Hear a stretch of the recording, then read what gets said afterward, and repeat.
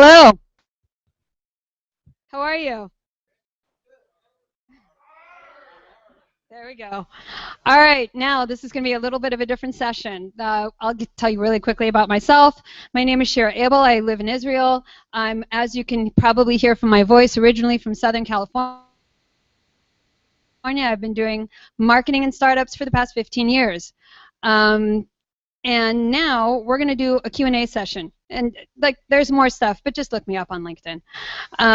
Because honestly, just like, I can't be bothered. Questions?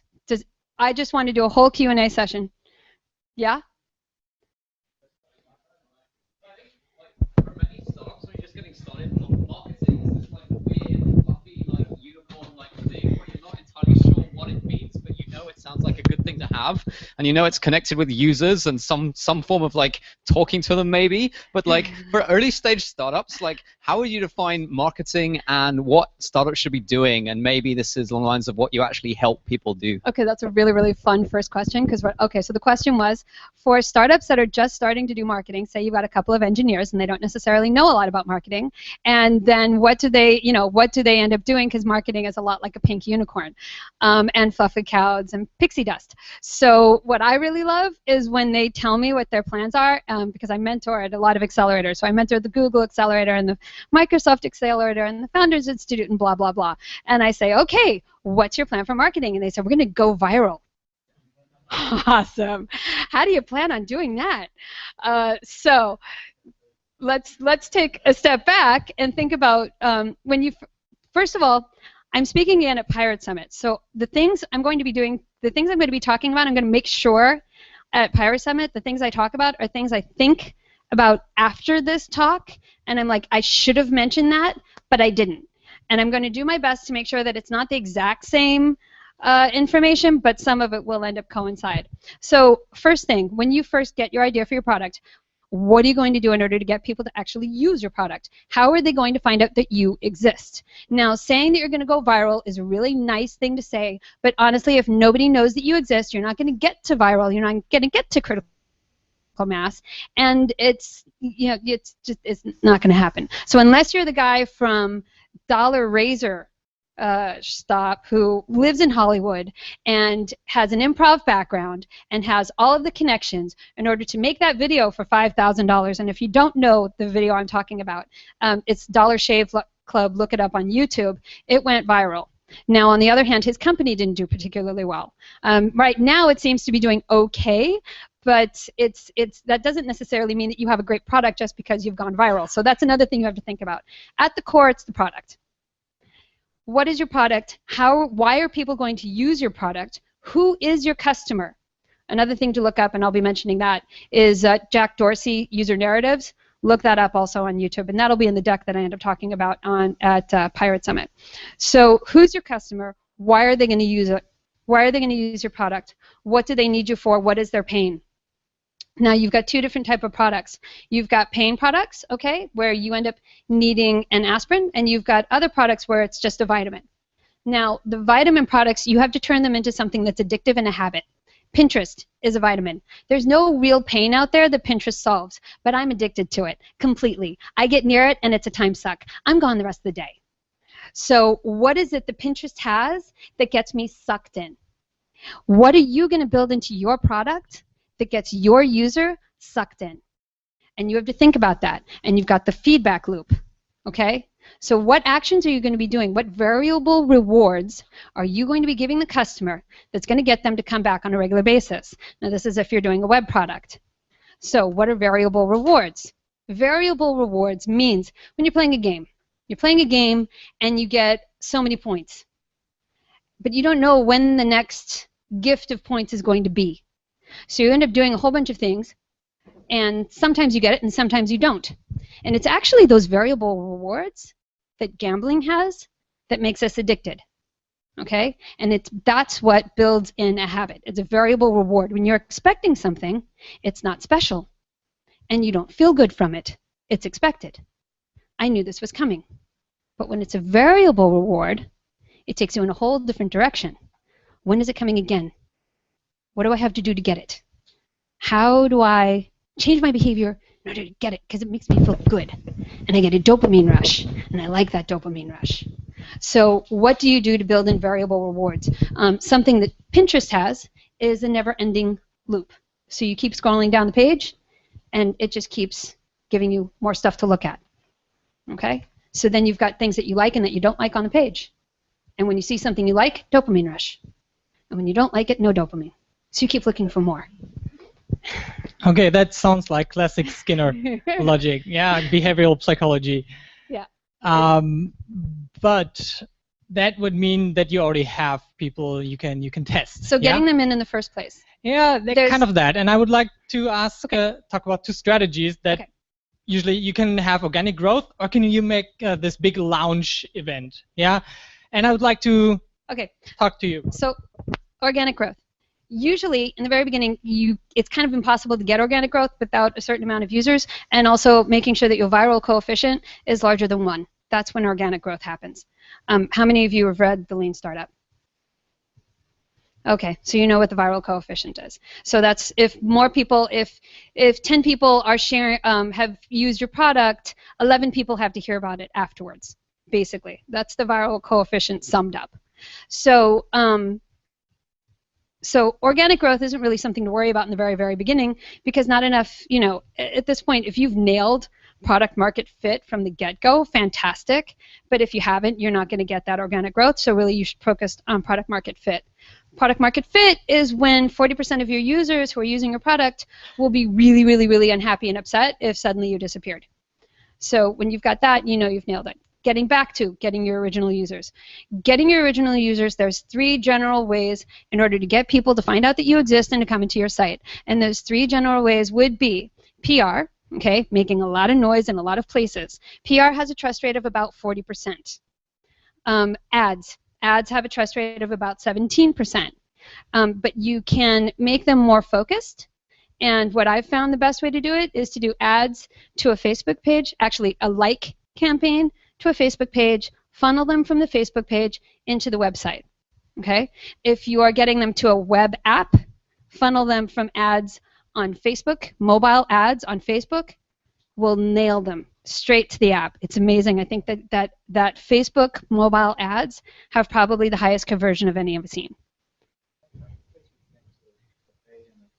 I spent 10K on that. Why? Yeah, because I got it for free. Oh, so, okay. Yeah, someone else spent 10K, and I thought about the cost of the like was okay, but the cost of conversion to something else was super high. Okay, does it really work? Because yeah, it really, really, really does. Do you have a use case? Or something? Yeah, I do actually. PreenMe. PreenMe is an Israeli company. My girlfriend Tamar, she's gotten her conversion cost down to 5 cents. Yeah. She comes from gambling. She knows how to nail the system better than anybody else I know, period. She comes from high performance marketing in the gambling world. So when she switched over and started her own startup, she gamed the Facebook system. I don't know how. Okay, I'm not going to say she gamed the system because that sounds bad. But she was able to figure out the system in a way where she was able to pull it down to a really low cost. And actually, I probably shouldn't have said the cost, but anyway. So there you go. She was able to bring it down to really low. I don't know if it's still there. This was a year ago that we had the discussion, and I definitely shouldn't have said that on a Hangout. And this is the reason why I shouldn't give these talks after just a few hours of sleep. Sorry, Tamar. Love you. So what she did was she took a like campaign, funneled them into the page, and from the page funneled them into the website. Yes, if you give amazing content that your people love, and she has an obsessive fan base, okay? So if you've got amazing, amazing content and people love the content and they share the content, then you've got the whole viral growth factor. And what she did in the very beginning is before she even made the website, she made the page and she tested her content. Because she has PreenMe is basically, it's like almost like an affiliate site. They sell the makeup, but they sell other people's makeup, and people say what makeup they like and what they don't, what works and what doesn't, etc. and so forth, and then they talk about the makeup and the hair and the blah, blah, blah, blah, blah. And PreenMe, PREEN.me, it's awesome. She's amazing. She's probably one of the best marketers I know. Seriously, seriously talented. So she pulled the like campaign into the page, funnel them to the website. It really, really does work. And it works really, really well when you nail the content. But that's the thing. You have to nail the content. So how do you nail the content? Well, there's a couple things you have to keep in mind. If you don't ask people to do things, they're not going to. So if you don't ask them to like or share or something, and only one, because if you ask for all three, you're going to give them analysis paralysis and they won't do anything at all. Okay, so you have to be really focused on what you ask for. So ask for one thing, send them to one place, have them do one action. Don't make people think they don't like that. Make it simple, okay? And the simpler you keep it, the nicer they will be to you. And they won't go away, because when you make it complicated, they just leave. They don't need that. So putting in the right content, making sure the content is fun, engaging, stuff that they're interested in, ask them questions, build a community. These are all things that you should be doing. Example, when I was the head of marketing at Anaboom. This was an animation company years ago. And when I came in, the guy who was there before me had a background in SEO and SEM. And I changed our methodology of engagement, and all of our traffic was funneling in to our commercial YouTube site. And after changing our methodology of engagement, we doubled our views and doubled our revenue from our commercial YouTube site. So how you do it matters a lot. I cannot emphasize it enough. The other thing is, it's about giving more than about taking. Okay? It's about engaging rather than telling.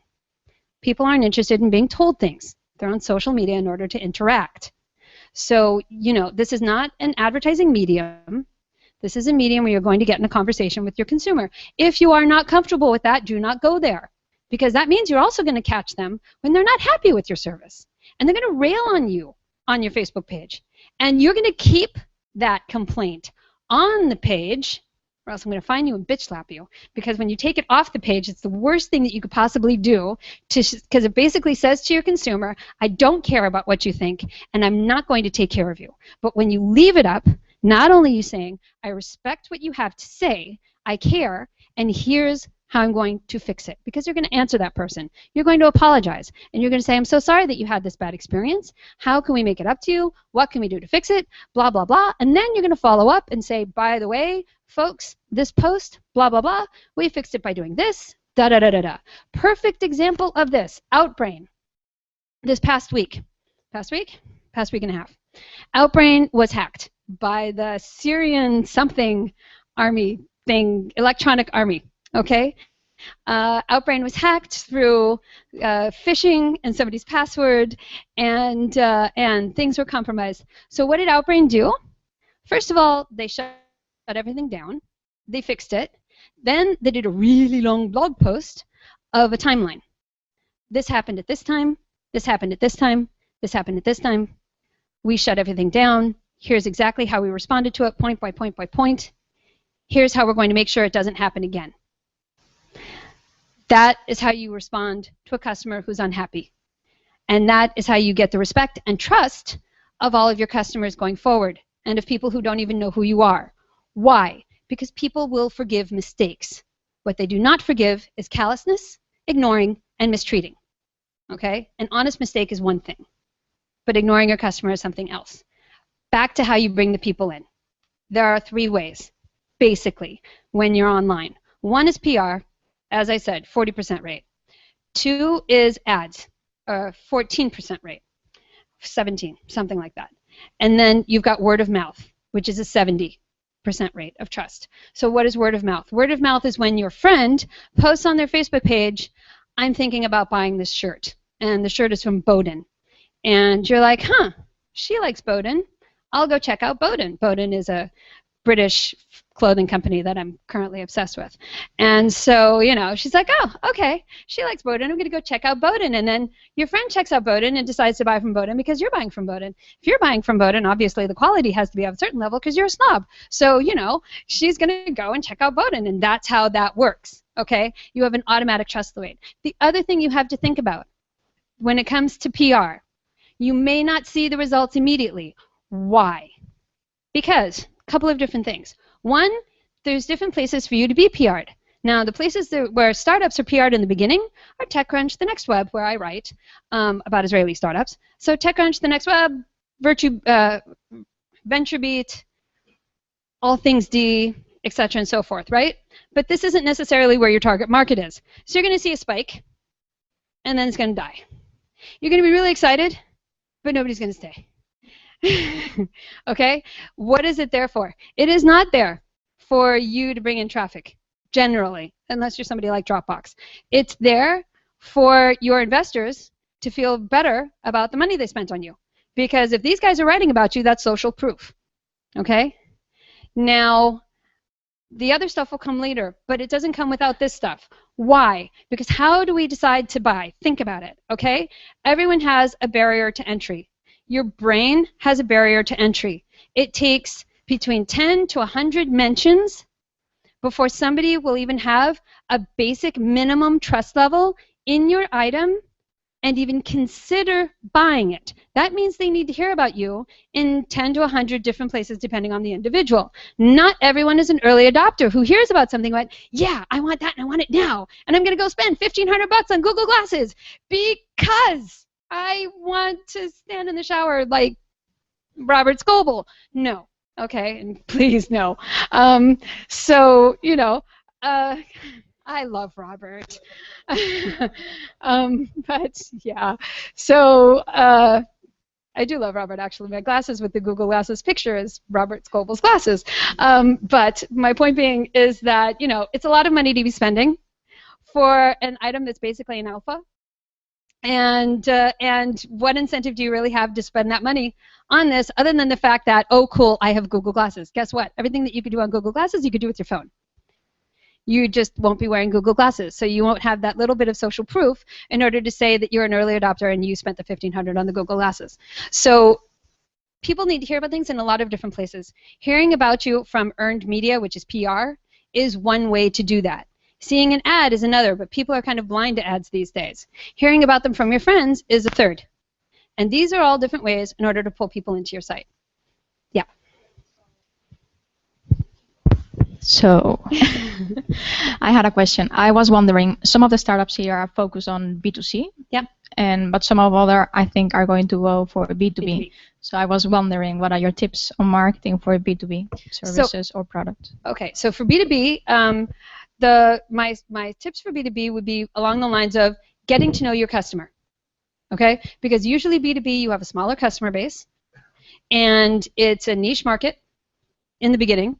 Otherwise, you're going to be going up against major players, and you won't have, you don't have the scale or the scope for that. You just, you know, you don't have the resources. So you're going to have to choose a niche, and you choose one niche in one geography.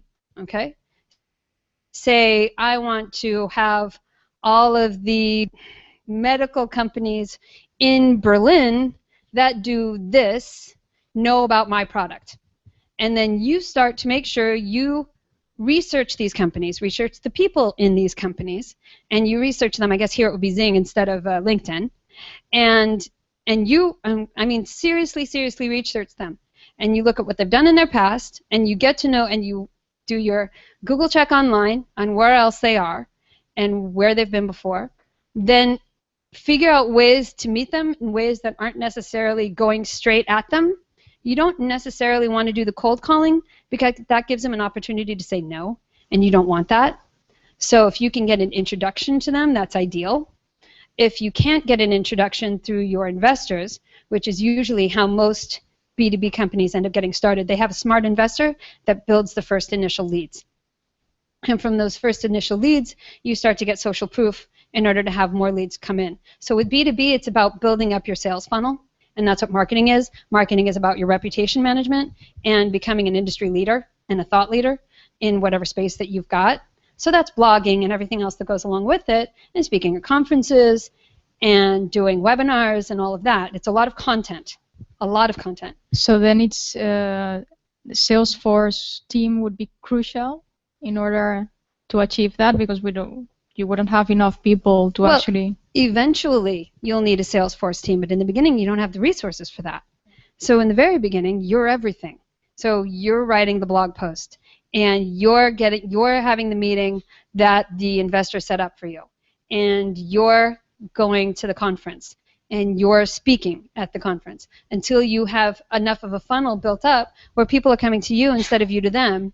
And then at that point, you usually raise more money and you start hiring the team and you start scaling up. But you know, it's a little bit different for a B2B. If you aren't funded, then it's about using your connections in order to get that initial introduction. It's a lot harder to say, it's a lot harder to say no to someone when you're introduced by a mutual friend than when you just go directly to them. Here's the other thing that's really hard. When you actually call them, because people these days are used to emails, so if you actually really want, you know, and you target the person in the organization, you find their first and last name, and you call, and you just ask straight from the desk, and then you say, look, I'm from a startup. By the way, when you make that phone call, stand up. You stand up, you smile. You wear your power outfit, okay? This goes for men and women. You wear your power outfit, you smile, and you pump yourself up before you make that phone call, because everything that you feel on the inside, you can hear through your voice. And if they hear that confidence and they can hear that you're going to nail this to the wall, they're going to listen to you. But if you sound kind of like this, and I was wondering if we could come and show you our products. They're going to say, you know what, I have a meeting in 5 minutes. Can you call me back? And you're going to get voicemail. So don't do that. Sorry. Other questions?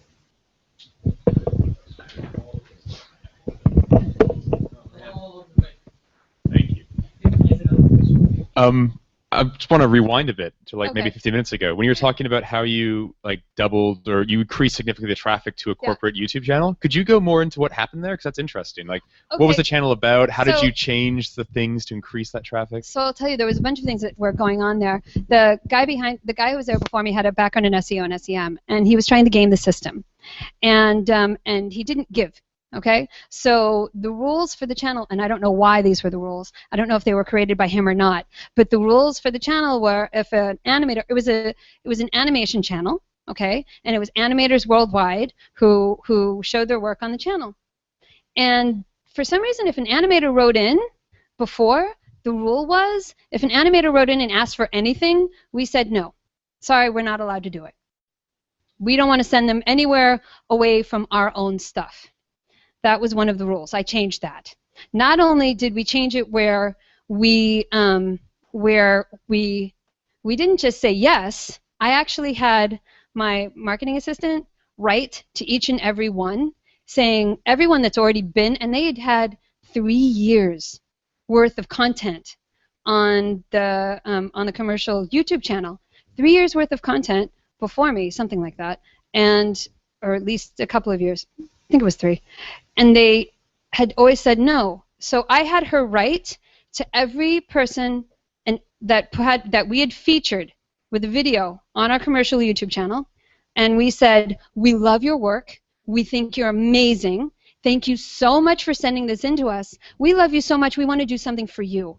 Can we put your website on there? Put your Twitter handle? Do you want us to change anything in the title, tags, or text? Because these are the only things that we can change. We couldn't upload a different video in the same space because it already had so many views, but we were able to, actually make changes in. And from that, when you have the opportunity, and this is actually really critical, when you have the opportunity to promote somebody else, they will promote you. And that is one way to get viral growth. So we had promoted all of these people and offered and gave. We also changed the way we handled the YouTube or the Facebook. We changed the way we engaged everyone on Facebook and also on Twitter. We got in a lot more conversations. We asked a lot more questions, and spent a lot more time answering. So our feeds, from one post on Facebook would grow longer and longer and longer because everybody would start to get into it, and it was really, really nice. It started to build up to be a real community. The company ended up pivoting in direction, but that's a whole other story. So for the year that I was there, we did really well on this. And another thing that we did was internally. Internally, before I had been there, we always had to have somebody manually change the video from Anaboom video to the YouTube format. And that's something that you could build an engine for. It's really silly to have to go after somebody in R&D every single day and bug them about it. It also wastes a lot of time. So I put into the Jira for them to build something that did it automatically, and they built something in a couple of hours, and that took out a mass amount of hassle, which also helped. Yeah?